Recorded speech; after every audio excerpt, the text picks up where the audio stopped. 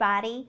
Today we're looking at another amazing example of initiative as we continue the story of Nehemiah. Nehemiah had traveled all the way from the king's palace in Persia to see the broken down city in Jerusalem. With God's help, Nehemiah got the people of Jerusalem to help him repair the city wall. Each family or group took a different part of the wall to work on. They had everything they needed as they started the work. They had food and they had money, but the job wasn't easy.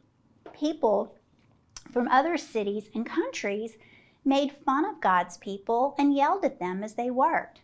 Still, Nehemiah and the people found a way to ignore those mean words and keep working. It seemed like nothing could stop their rebuilding project until new trouble showed up. But the trouble didn't come from outside the city walls. This problem was on the inside.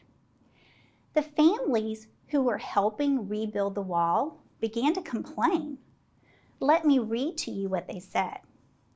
Some of them were saying, "There are now many of us. We have many sons and daughters.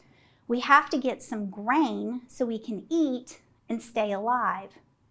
Others were saying, "We're being forced to sell our fields, vineyards, and homes. We have to do it to buy grain. There isn't enough food for everyone."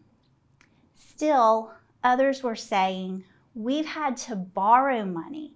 We needed it to pay the king's tax on our fields and vineyards." Uh-oh, that doesn't sound good. The people were upset because there just wasn't enough food for everyone. And they were upset because they had to sell their fields and vineyards to buy grain. The people had to borrow money to pay the king's taxes, and the officials charged them extra money to borrow the money they needed. Some of the people even had to send their children to work for the officials since they owed them so much money. Nehemiah saw what was happening, and he knew that it wasn't right. So he took initiative. He called the officials to a meeting. He told the officials that what they were doing was wrong. They didn't have to make things hard on the people by making them pay all of that extra money.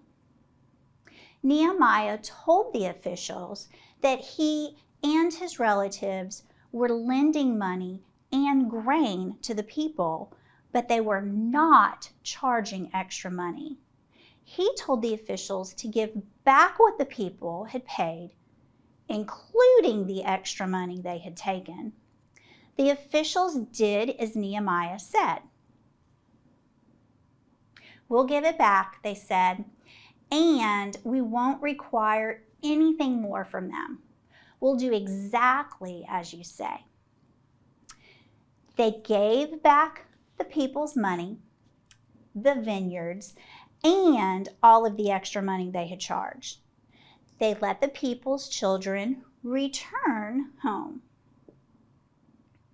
Once the officials had made things right, the people once again had what they needed, and they began working again on the wall. All the other governors had made the people give them silver, food, land, and anything else they had, but not Nehemiah. Nehemiah didn't want to make things difficult for the people. He kept his focus on the job they had to do, and he made sure the people had what they needed for everything they needed to do their part. He even invited 150 people to eat the food at his own table. It was important for Nehemiah to take care of the people. So when he saw that they were treated unfairly, he took initiative.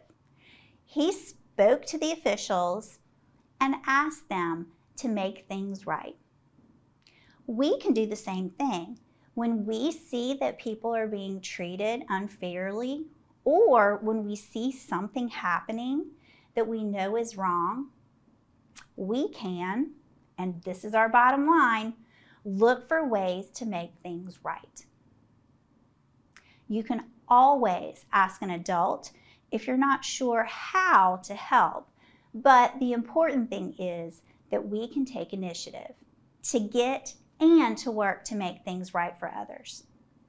Thanks, guys. Y'all have a great week.